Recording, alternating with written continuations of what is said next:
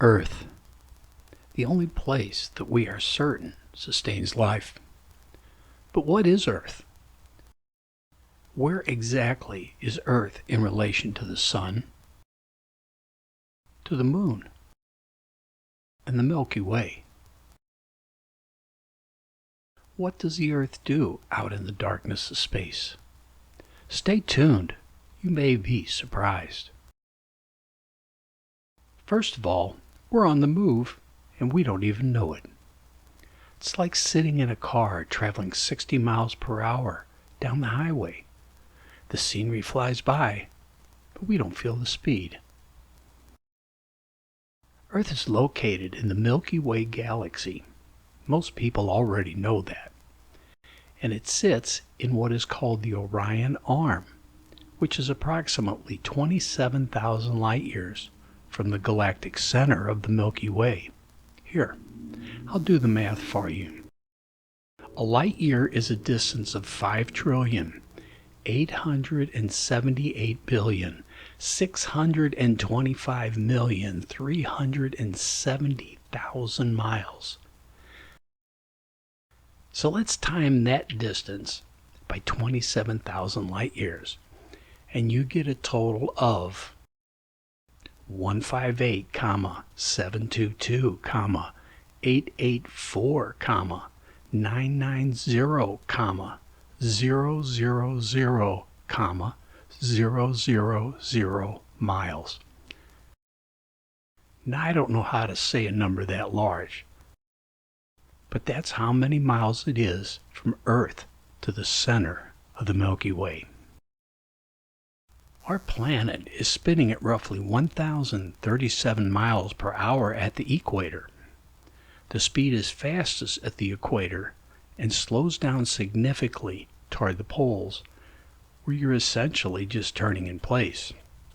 At the same time, it is orbiting the Sun at the incredible speed of 67,000 miles per hour. But we feel absolutely nothing.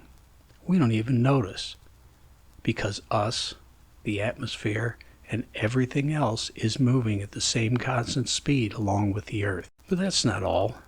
At the same time, the Sun is pulling the Earth through the Milky Way galaxy at about 500,000 miles per hour. While that is very fast, it still takes the Earth approximately 225 to 230 million, yes, I said million, years to make one complete orbit around the center of the Milky Way. This is called the galactic year. So our solar system is about 4.6 billion years old, and in all that time, Earth has only completed 20 trips around the galaxy. Look up at the beautiful blue sky we are all so familiar with, but it's not actually blue. The light from the Sun is white and contains all color spectrums. The Earth's atmosphere scatters blue wavelengths in all directions, so all we see is blue. In space there is no sky, but if you were on the Moon, the sky would appear black. The seasons on Earth are not related to the distance from the Sun as some people think. Earth's tilted axis of 23.5 degrees is what creates the seasons. Many people believe that Earth is closer to the Sun in summer, and that's why it's hotter. And likewise, they think the Earth is farthest from the Sun in the winter. Although this idea makes sense to some, it is incorrect. Earth's axis is an imaginary pole going right through the center of Earth from top to bottom.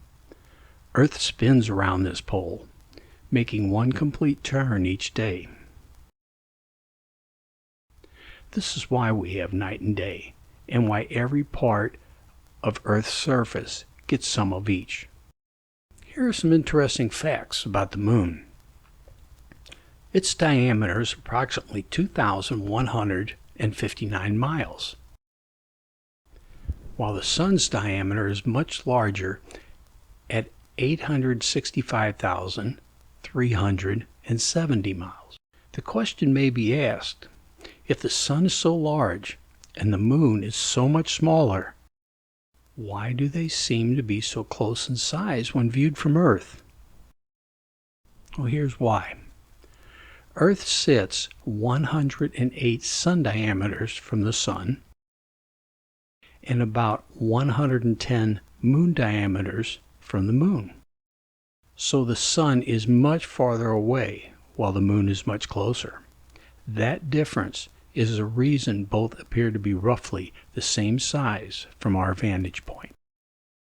Earth's core is as hot as the surface of the sun, over 9,030 degrees Fahrenheit, and is primarily made of an iron-nickel alloy split into a solid core and a liquid outer core. Both are incredibly hot and dense, with the outer layer's flow generating Earth's magnetic field. While iron and nickel dominate, other lighter elements like sulfur, silicon, and oxygen are also present, making the core less dense than pure iron. Earth's crust is only about 15 to 44 miles thick, depending on where you're at. In relation to the diameter of the Earth's crust is thinner than an apple skin. Now, if the core is so hot and the crust is so thin, why don't we burn up here at the surface? Distance and density are the keys. We are shielded from the heat by various layers of rock, both solid and fluid. As was said, the Earth's outermost crust is a thin, solid shell. Below the crust is the lithosphere, which is comprised of the lower crust and the very top rigid part of the mantle. The mantle is the vast layer below the lithosphere, composed of solid rock that moves slowly over geologic time.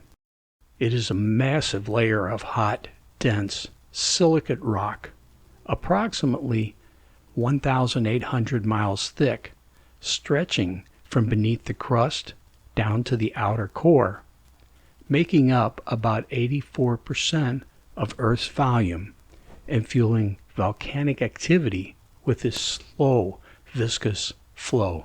Then there is the asthenosphere, which is a semi-fluid, ductile layer within the upper mantle that the lithosphere floats upon.